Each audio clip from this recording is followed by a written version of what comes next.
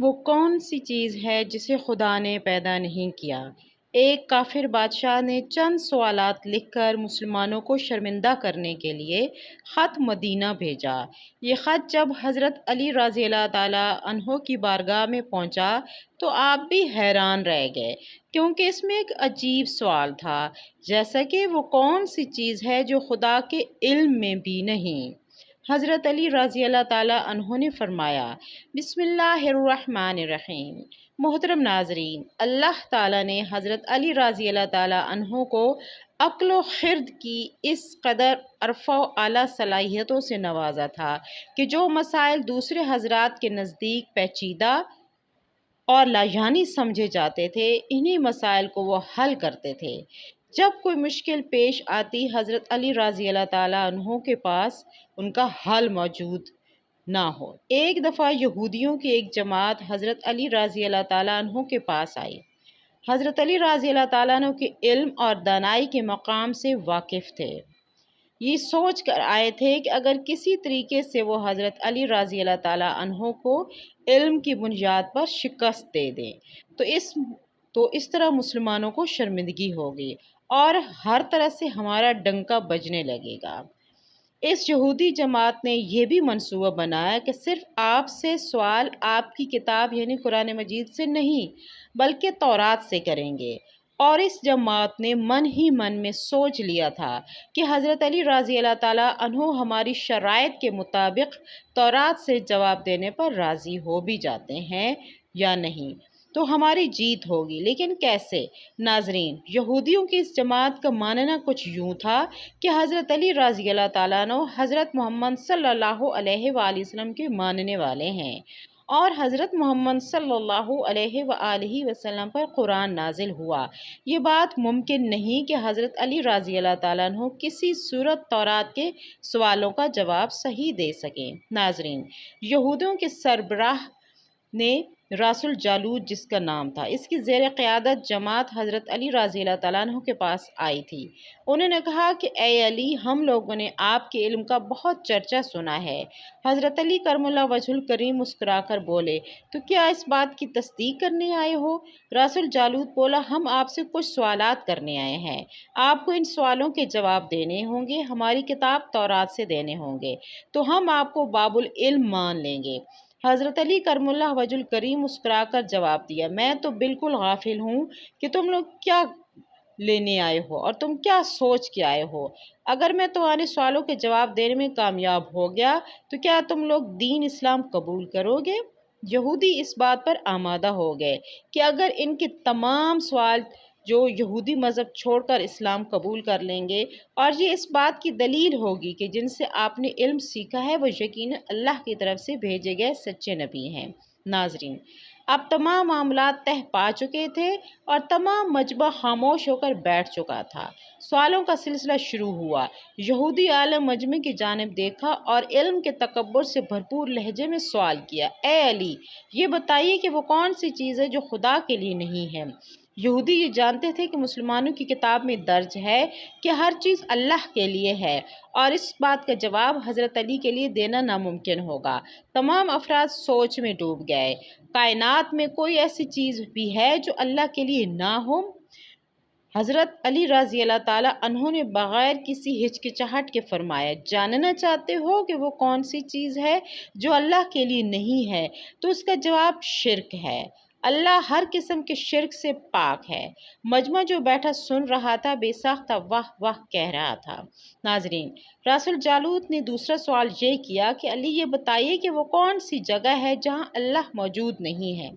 حضرت علی نے اس کو فوراً بتایا، اللہ تعالیٰ ہر جگہ موجود ہے۔ اس پر راس الجالوت بولا، ہماری کتاب تورات سے اس کا جواب دیں۔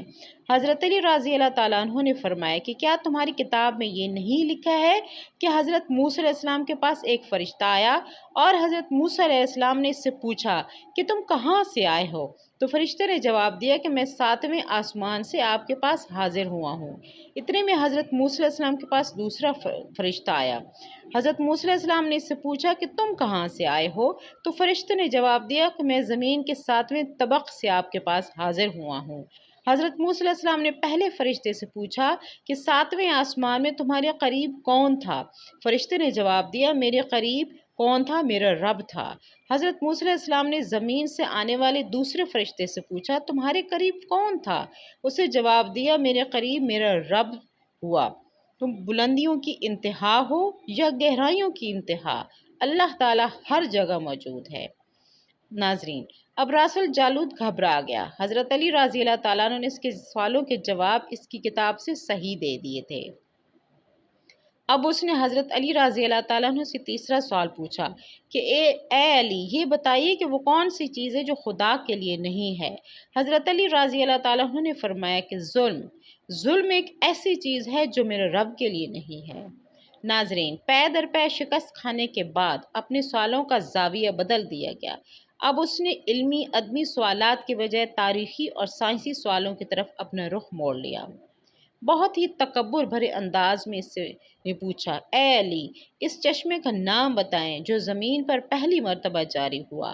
حضرت علی کرم اللہ وجہ الکریم بولے کہ اس چشمے کو پہلے یہ بتاؤ کہ یہ کہاں ہے؟ تمہارے دل میں یہ ہے کہ وہ چشمہ بیت المقدس میں ایک چٹان کے نیچے ہے؟ رسول جالوت کے منہ سے بے ساختہ ہاں نکلا۔ حضرت علی بولے، کیونکہ زمین پر بہنے والا پہلا چشمہ وہ نہیں جسے تم لوگ سمجھتے ہو، بلکہ زمین پر بہنے والا پہلا چشمہ وہ ہے جسے حضرت خضر علیہ السلام نے پانی پیا تھا۔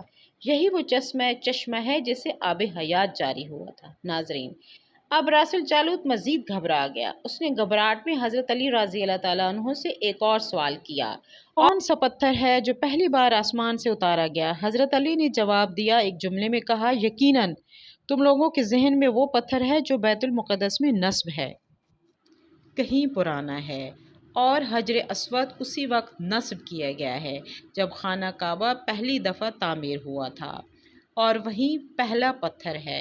یہودی آپ کے جوابات سن کر ہمت نہ کر سکے کہ انہیں غلط قرار دیں، کیونکہ وہ ہر جواب انتہائی دلیل کے ساتھ دے رہے تھے اور ان کی اصلاح بھی کرتے جا رہے تھے کہ وہ کون سی چیزیں ہیں جو مسلسل کم اور زیادہ ہوتی رہتی ہیں۔ حضرت علی رضی اللہ تعالیٰ عنہ بغیر کسی توقف کے بولے کہ تم نے اپنے ماہ و سال پر غور کیا، تمہیں خود ہی اس کا سوال کا جواب مل جائے گا۔ رسول جالوت نے پوچھا، وہ کیسے؟ آپ نے فرمایا کہ کوئی دن اگلے دن کے برابر نہیں ہوتا۔ یہی تو چیزیں ہیں جو مسلسل کم اور زیادہ ہوتی رہتی ہیں۔ رسول جالوت نے جواب سن کر حضرت علی رضی اللہ تعالیٰ عنہ سے ایک اور سوال کیا کہ زندہ رہنے کی پہچان سانس لینا ہے، یا کائنات میں کوئی ایسی چیز بھی ہے جو سانس لیتی ہے مگر زندہ نہیں؟ حضرت علی رضی اللہ تعالیٰ عنہ نے فرمایا کہ صبح کے پاس نہ روح ہے نہ جان۔ یہ سن کر وہ جلدی جلدی بولا، اچھا یہ بتائیے کہ دنیا میں وہ کون سی جگہ ہے جہاں سورج کی کرنیں تو پڑیں لیکن دوبارہ اس جگہ وہ کرنیں نہیں پہنچ سکیں؟ حضرت علی رضی اللہ تعالیٰ عنہ نے فرمایا، وہ جگہ جہاں حضرت عیسیٰ علیہ السلام اور ان کی قوم گزری تھی، اور سمندر اللہ تعالیٰ کے حکم سے 2 حصوں میں تقسیم ہو گیا تھا۔ بس اسی قافلے کے گزرتے ہوئے سورج کی کرنیں اس جگہ ضرور پڑی تھی، لیکن اس کے بعد سورج کی کرنیں کبھی بھی وہاں نہیں پہنچ سکی۔ ناظرین، حضرت علی رضی اللہ تعالیٰ عنہ سے پھر سوال کیا کہ یہ بتائیں کہ وہ کون سی 2 چیزیں ہیں جو ہمیشہ غائب رہتی ہیں، اور وہ کون سی 2 چیزیں ہیں جو ہمیشہ حاضر رہتی ہیں؟ حضرت علی رضی اللہ تعالیٰ عنہ نے فرمایا، زمین کی طرف دیکھو، یہ دونوں تمہیں کبھی غائب نظر نہیں آئیں گی، یہ دونوں ہمیشہ حاضر رہتے ہیں، اسی طرح پچھلے دن اگلے دن کے برابر نہیں۔ رسول جالوت نے یہ سوال کیا کہ اے علی، زندہ رہنے کی پہچان کیا ہے؟ کائنات میں کوئی چیز ایسی بھی ہے جو سانس لیتی ہے مگر زندہ نہیں ہے؟ حضرت علی نے جواب دیا، صبح کے پاس نہ روح ہے نہ جان۔ اس نے جلدی جلدی سوال کیا کہ یہ بتائیے کہ وہ کون سی 2 چیزیں ہیں جو ہمیشہ حاضر رہتی ہیں؟ اس پر حضرت علی رضی اللہ تعالیٰ عنہ نے جواب دیا، زمین اور آسمان کی طرف دیکھو، یہ چیزیں غائب بھی رہتی ہیں اور حاضر بھی رہتی ہیں۔ تم موت اور زندگی کو ڈھونڈو تو تمہیں اس کے بارے میں کبھی نہیں پتہ چلے گا کہ وہ کہاں ہے اور کہاں سے آئی ہے۔ اب اس نے اگلا سوال یہ کیا کہ وہ کون سی چیز ہے جس کا خالق خود اللہ ہے مگر اس کے بارے میں خود سوال بھی کرتا ہے؟ حضرت علی رضی اللہ تعالیٰ نے جواب دیا، حضرت موسیٰ علیہ السلام کا عصا مبارک کا خالق اللہ تعالیٰ ہے، اور اسی عصا مبارک کے بارے میں خود اللہ تعالیٰ نے حضرت موسیٰ علیہ السلام سے سوال بھی کیا اور پوچھا کہ موسیٰ علیہ السلام آپ کے ہاتھ میں کیا ہے؟ پھر اس نے اگلا سوال کیا کہ بیت اللہ کا طواف تو ہر ذی حیات کرتے ہیں۔ حضرت علی کرم اللہ وجہہ بلا توقف کے بولے کہ کشتی نوح ایک ایسی بے جان چیز ہے جو طوفان کے دوران اس مقام پر پہنچی جہاں بیت اللہ ہے، تو اس نے اس کے گرد 7 چکر لگائے۔ اسی طرح باب العلم حضرت علی رضی اللہ تعالیٰ عنہ سے کئی سوال کیے اور تمام کے جواب بالکل ٹھیک ٹھاک دیے۔ تو مجمع میں بیٹھے ہوئے یہودی بولے کہ حضرت دنیا میں ہر شخص سوچ کے جواب دیتا ہے، مگر آپ بلا تکلف جواب دے رہے ہیں۔ حضرت علی رضی اللہ تعالیٰ عنہ نے سوال کے بدلے میں یہودی سے ایک سوال کیا کہ بتاؤ تمہارے ہاتھ کی کتنی انگلیاں ہیں؟ اس نے فوراً جواب دیا 5۔ اس یہودی نے کہا کہ یا علی یہ کیا؟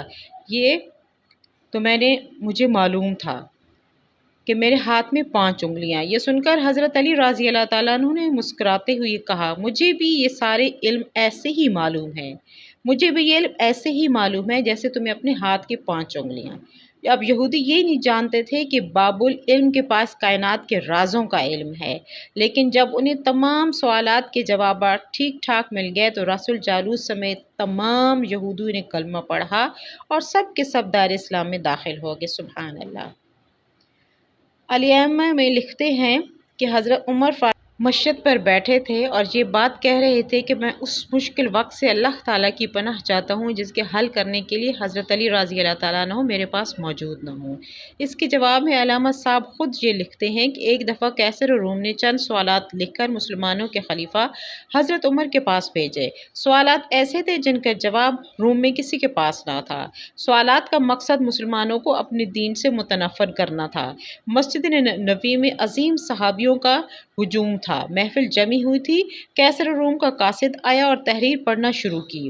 تحریر کچھ یوں تھی کہ وقت کے خلیفہ حضرت عمر کی طرف قاصد بھیجا ہے اور اس نے کہا ہے کہ جو سوالات لکھے ہیں مجھے ان سب کے جوابات بتا دیجئے۔ نمبر 1 وہ کون سی چیز ہے جس کو خدا نے تخلیق نہیں کیا؟ نمبر 2 وہ کون سی چیز ہے جو خدا کے علم میں نہیں ہے؟ نمبر 3 وہ کون سی چیز ہے جو اللہ تعالیٰ کے پاس نہیں ہے؟ وہ کون سی چیز ہے جس کے سب بال ہی بال ہیں؟ وہ کون سی چیز ہے جس کا صرف منہ ہی منہ ہے؟ وہ کون سی چیز ہے جس کے صرف پاؤں ہی پاؤں ہیں؟ وہ کون سی چیز کو صرف آنکھیں ہی آنکھیں ہیں؟ وہ کون سا بندہ ہے جس کا خاندان نہیں ہے؟ وہ کون سی چیز ہے جو شکم مادر میں نہیں ہے؟ وہ کون سی بے جان چیز ہے جو سانس لے سکتی ہے؟ وہ کون سی چیز ہے جو سانس نہیں لے سکتی ہے؟ ناقوس کی آواز کے معنی کیا ہیں؟ وہ کون سی چیز ہے جس کا شکم مادر نہیں ہے؟ وہ کون سا درخت ہے جس کے سایہ کو تیز رفتار سوار 100 سال سفر کر کے بھی عبور نہیں کر سکتا؟ وہ کون سا درخت ہے جو دھوپ اور پانی کا محتاج نہیں ہے؟ دنیا میں مختلف قسم کے کھاتے ہوئے ہیں لوگ جتنے ایک دوسرے سے ملتے ہیں، دنیا میں اس کی مثال کس طرح ہے؟ جنت کے سیب سے حوریں برآمد ہوں گی، لیکن اس پر حضرت عمر نے خط پڑھتے یہ فرمایا اس کا جواب تو صرف برادر رسول باب العلم حضرت علی رضی اللہ تعالیٰ عنہ دے سکتے ہیں۔ چنانچہ خط ان کی طرف بڑھا دیا گیا۔ حضرت علی رضی اللہ تعالیٰ عنہ نے لکھا بسم اللہ الرحمن الرحیم اما بعد مجھے خط وصول ہوا، میں اپنے رب اور اپنے پیارے پیغمبر حضرت محمد صلی اللہ علیہ وآلہ وسلم کی برکت سے آپ کو ان سوالات کے جواب دے رہا ہوں۔ وہ چیز جو مخلوق نہیں خود خدا ہے جس کو اللہ نے پیدا ہی نہیں کیا۔ وہ چیز جس کا اللہ تعالیٰ سے کوئی تعلق نہیں، وہ یہ بات ہے کہ اللہ تعالیٰ کا فلاں بیٹا ہے، حالانکہ خدا واحد ہے۔ خدا کسی کی اولاد ہے اور نہ خدا کی کوئی اولاد ہے۔ وہ چیز جو اللہ تعالیٰ کے پاس نہیں ہے وہ ظلم ہے۔ اللہ تعالیٰ کا فرمان ہے کہ خدا اپنے بندوں پر کبھی ظلم نہیں کرتا۔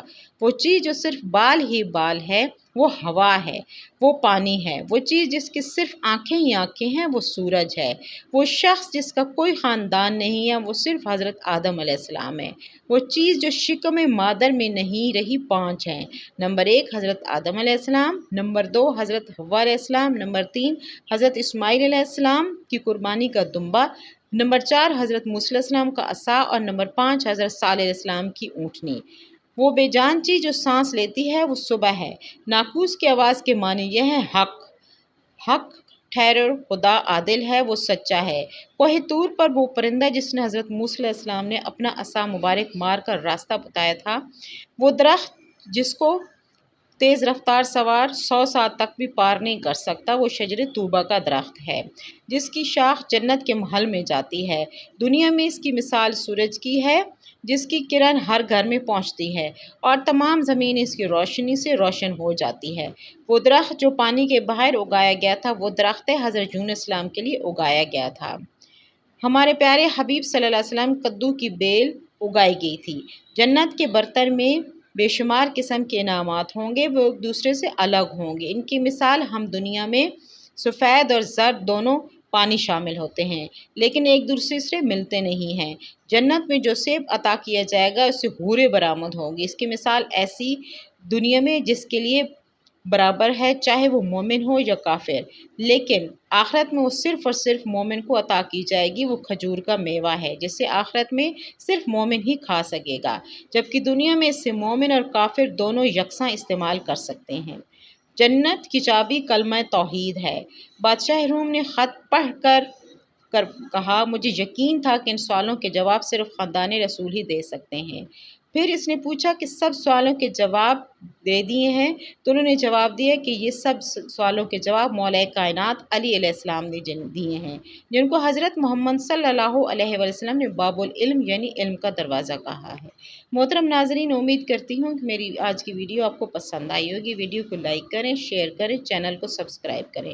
اللہ آپ کا حامی و ناصر ہو، آمین۔ اللہ تعالی ہمیں دین کی سمجھ نصیب عطا فرمائے، آمین۔ ناظرین، کمنٹس باکس میں اللہ تعالیٰ کے 99 ناموں میں سے ایک نام ضرور ٹائپ کریں۔